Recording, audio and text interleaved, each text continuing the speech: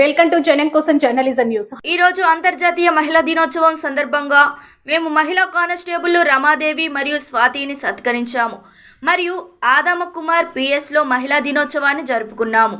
ఖచ్చితంగా ఉమెన్ వెనకాల మెన్ ఉంటేనే ఎదగలుగుతారు, అదైతే నిజం. ఎందుకంటే ఉమెన్ ఒక్కటి ఏది చేసుకోగలుగుతుంది, కొన్ని అనేవి మాత్రం చేయలేకపోతారు. కానీ హస్బెండ్ ఫాదర్ అంటే మనకు సపోర్ట్ చేస్తేనే అది అవుతుంది. నా లైఫ్లో మాత్రం నేను చిన్న ఉన్నప్పుడే, అంటే మరి క్యాస్టిహా యాదవ్స్ చిన్న ఉన్నప్పుడే పెళ్ళి చేస్తాను మా దాంట్లో. అయితే మేము ఇద్దరం ఆడపిల్లలు మా డాడీకి.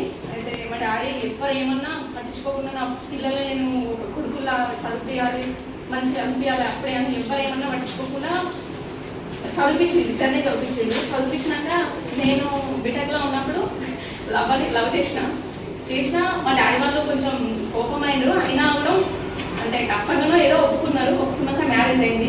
ఇప్పుడు 21 ఇయర్స్ ఉన్నప్పుడు అప్పుడే మ్యారేజ్ చేసుకున్నాం. నాకు మ్యారేజ్ చేసుకున్నాక మ్యారేజ్ చేసుకున్నప్పుడు ఒకలా ఉంటుంది, మ్యారేజ్ ఆఫ్టర్ చాలా స్ట్రగుల్స్ పడ్డాను సార్.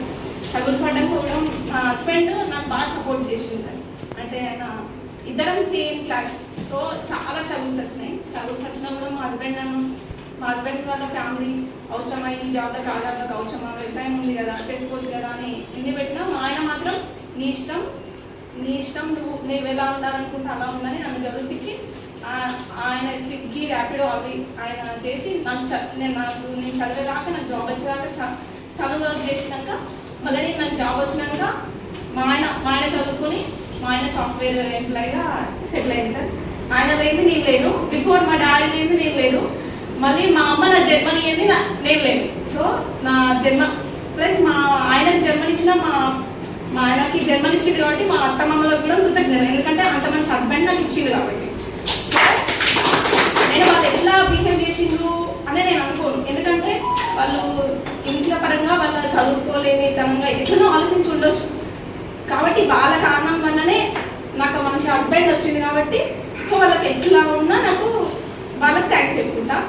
సో మా మమ్మీ డాడీకి మా హస్బెండ్కి చెప్పుకోలేను, అందరు హస్బెండ్లు అయినా. మళ్ళీ ఒకటి ఏంటంటే మనం ఇంట్లో పుట్టిన వాళ్ళని ఎవరైనా, ఇప్పుడు ఆడ అయినా మగ అయినా ఇద్దరిని ఈక్వాలిటీగా పెంచాలనేది నా ఒపీనియన్. ఎట్లా అంటే ఇప్పుడు అబ్బాయి అంటారు, ఏ అమ్మాయి నువ్వు ఇది చేయాలి అంటే గిన్నెలే కడగాలి, వాకిలే ఉడగాలి, ఇదే చేయాలి అనుకుంటా.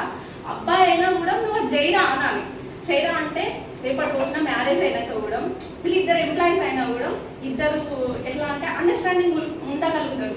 అట్లా ఈక్వల్గా పెంచినప్పుడే మన సమాజంలో ఇంత ఏముండదు, డామినేషన్ ఉండదు అట్లా అని నేను కోరుకుంటాను.